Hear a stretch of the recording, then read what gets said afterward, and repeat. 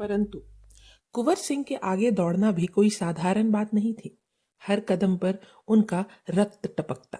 कोई जंगली सुअर शिकारी का भाला घोंपे जाने शरीर से रक्त की अविरल धार बहाते। शक्ति क्षय से बार बार इधर उधर गिरते, किसी पिघले मेघ जैसा लाल शोणित बिखेरता दौड़ता जाए। वैसे ही अंग्रेजी सेना शोण नदी तक दौड़ती आई। पर यहाँ तो विनाश की पराकाष्ठा हो गई। नौकाएं ना मिली, जो मिली वे रेत से धंस गईं। जो रेत में नहीं धंसी उन्हें पांडे लोगों ने जला दिया। एक दो नौकाएं शेष रहीं। आरा का घेरा तोड़कर वहां के बहादुर लोगों सहित विजय गीत गाती अपनी सेना लौटी होगी। इसीलिए दानापुर के अंग्रेज नर नारी नदी किनारे पहुंचे तो उन्हें नौकाओं से एक भी उत्तेजक हंसी सुनाई नहीं दी। झंडा नहीं, बैंड नहीं, कोई ऊपर सिर उठाया नहीं। सबका सीना धड़धड़ाने लगा। मेरा पुत्र, मेरा भाई, मेरा बाप, मेरा पति कल ही आकर हंसते मुस्कुराते लड़ाई पर गया और आज हे भगवान कृपा कर अमंगल टाल। यह निवेदन परमेश्वर के घर पहुंचने के पहले ही अपयश लिए वह अंग्रेज सेना दानापुर के घाट पर आकर लगी और तुरंत ही वह भयानक समाचार इधर उधर फैला कि 415 में से कोई 50 लोग ही कुंवर सिंह की मार से बचकर जीवित लौटे हैं। एक अंग्रेज लेखक लिखता है, उस समय का महिलाओं द्वारा किया गया विलाप जिसने सुना होगा वह उसे आजीवन भूल नहीं सकता। कुछ स्त्रियां कर्कश ध्वनि से चीखने लगी, कुछ फूट फूट कर रोने और अपने बाल नोचने लगी। उनके उस शोक आवेग में उन्हें जनरल लॉयड दिखाई दे जाता तो इस नाश के मूल उत्पादक को वे जीवित पाड़ डालती, इसमें शंका नहीं थी। परंतु इन अंग्रेज महिलाओं के रुद्रन स्वर से दानापुर का आकाश जब इधर फट रहा था तब उनके दुखों का बादल लेने के लिए मेजर आयर उधर आरा की ओर जा रहा था। उसे उपर्युक्त पराजय का समाचार अभी मिला नहीं था, फिर भी आरा में अंग्रेजी सेना घिरी हुई है यह सुनते ही वह उधर दौड़ पड़ा।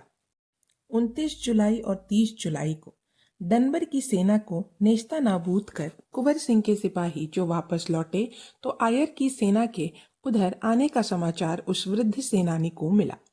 क्षण भर का भी विश्राम ना लेकर उसने अपनी सेना इकट्ठी की। मेजर आयर जिधर से आ रहा था उस रास्ते के हर अवरोध का लाभ लेते हुए उसने लड़ाई जारी रखी और अंत में 2 अगस्त को बीबीगंज गांव के पास लड़ाई की टक्कर ली। सामने की एक झाड़ी की ओर ये दोनों उसे अपने कब्जे में लेने के लिए दौड़ रही थी।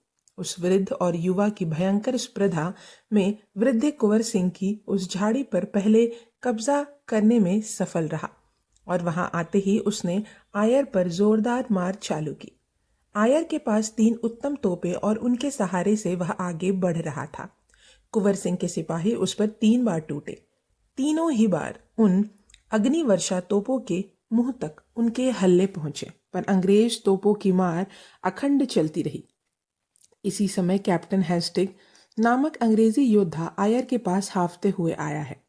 यह उग्र स्थिति और आधा घंटा बनी रहती तो कुंवर सिंह वह लड़ाई जीत जाता। अब खुद भी करे तो भी विजय हाथ से जा रही है, तो क्यों ना एक बार साहस की परीक्षा कर ली जाए। तुरंत अंग्रेजी सेना बैनट साध कर विद्रोहियों पर तीर की तरह टूट पड़ी।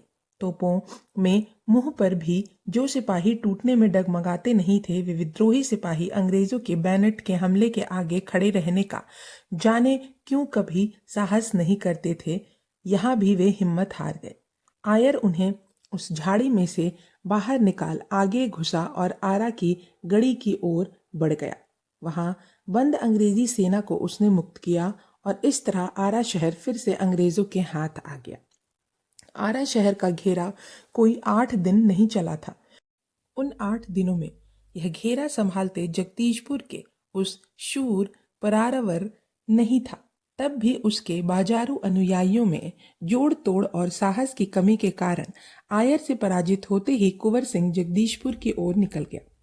अंग्रेजों को आरा की सेना और अन्य नई कुमुक मिलने से वह सेना फूलती जा रही है यह ज्ञात होने पर कुंवर सिंह ने जगदीशपुर के पास यथासंभव लोगों को इकट्ठा करना चालू किया। अंग्रेजी सेना को कुंवर सिंह के कर्तव्य की थोड़ी सी पहचान हो जाने से कदाचित वह फिर से आरा के घेरे टूट जाने पर उनका उत्साह भंग हुआ। ऐसे अनुयायियों के साथ अंग्रेजों जैसा अनुशासित, एक दिलवाले और विजय से सबल हुए शत्रु से राजधानी के एक शहर के पास खुली लड़ाई लड़कर सारी हानि ना करके छापामार लड़ाई करने के विचार से अंग्रेजी सेना से दो अच्छी भिड़त हो जाने पर कुंवर सिंह जगदीशपुर के बाहर निकला और 14 अगस्त को आयर कुंवर सिंह के महल में तंबू गाड़कर बैठा। इस तरह जगदीशपुर यद्यपि अंग्रेजों के कब्जे में आ गया, उन्होंने जगदीशपुर के राजमहल, हिंदू मंदिरों और भवनों का नाश किया, तो भी उस महल का राजा, उन मंदिरों का देवता, उन भवनों का मालिक योद्धा कुंवर सिंह इस लड़ाई के पहले जितना अजीत था, उतना ही लड़ाई के बाद भी अजीत ही था। राजधानी जाते ही अन्य राजा भले हार जाते हों, पर इस जगदीशपुर के महल की बात वैसी नहीं है। वह वहां उसका जगदीशपुर ऐसी उसकी प्रतिज्ञा होने से उसे पकड़े बिना केवल जगदीशपुर पकड़कर बैठना व्यर्थ था। उसने घर खोया, पर रणांगन ही उसका घर हो गया। यह भाग यहीं समाप्त होता है। अब हम अगले भाग में जानेंगे दिल्ली हारी। तब तक के लिए धन्यवाद।